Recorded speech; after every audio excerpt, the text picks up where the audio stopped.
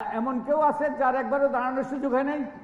নির্বাচন ব্যবস্থা সংস্কারের লক্ষ্যে বিভিন্ন অংশীজনের সঙ্গে সংলাপ করছে কমিশন। এরই ধারাবাহিকতায় শিক্ষার্থীদের সঙ্গে ইস্ট ওয়েস্ট ইউনিভার্সিটিতে মতবিনিময় সভায় নির্বাচন ব্যবস্থা সংস্কার কমিশন। কমিশন আয়োজিত 2.5 ঘন্টার মতবিনিময় সভায় অংশ নেয় 51টি সরকারি বেসরকারি বিশ্ববিদ্যালয়ের শিক্ষার্থীরাও। সভায় সরাসরি রাষ্ট্রপতি নির্বাচন, দ্বিকক্ষ বিশিষ্ট সংসদ কাঠামো নির্বাচন কমিশনকে শক্তিশালী করা, আওয়ামী সরকারকে নির্বাচন করতে না দেওয়া, পরিবারতন্ত্রের বাইরে গিয়ে দলগুলোর মধ্যে গণতান্ত্রিক চর্চা নিশ্চিত করা সহ বিভিন্ন বিষয়ে প্রস্তাব তুলে ধরা হয়। নির্বাচন হওয়ার আগে ইউনিয়ন পরিষদ নির্বাচনটা হওয়াটা খুবই জরুরি বলে মনে করছি। পার্লামেন্টে ডিসমিসড হওয়ার পরে আমরা নির্বাচনের ব্যবস্থা করব। সরকারি দলে থাকা অবস্থায় আমরা কোনো নির্বাচন করব না। দেশের 1.5 কোটি ভোটার প্রবাসী, তাদেরও নির্বাচনে অংশ নেওয়ার সুযোগ দেওয়া সহ আরও নানাবিধি সুপারিশ উঠে আসে শিক্ষার্থীদের কণ্ঠে। 2018 সালের নির্বাচনে যেটা দেখতে পাচ্ছিলাম যে নির্বাচনের সময় যে হচ্ছে প্রায় 3 দিন যাবত হচ্ছে ইন্টারনেট বন্ধ ছিল।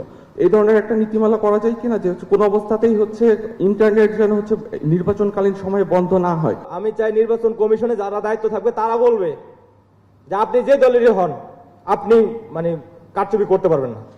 এ সময় নির্বাচন ব্যবস্থা সংস্কার কমিশনের প্রধান ডক্টর বদিউল আলম মজুমদার বলেন, শিক্ষার্থীদের নতুন চিন্তা ও প্রস্তাবকে প্রাধান্য দিয়ে কাজ করবে কমিশন। টেকনাফ থেকে তেতুলিয়া ছাত্রদের মধ্যে যে ঐক্য তৈরি হয়েছে সেটাতে যাতে কেউ ফাটল ধরাতে না পারে।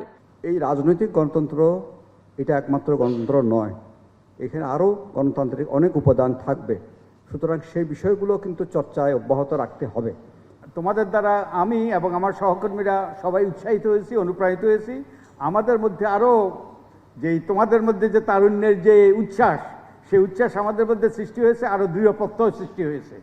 তোমরা যা শুরু করেছো এবং তোমরা এটা শেষ করবে, তোমরা এই প্রত্যয় দেখিয়েছো, আমরাও তোমাদের সাথে আছি।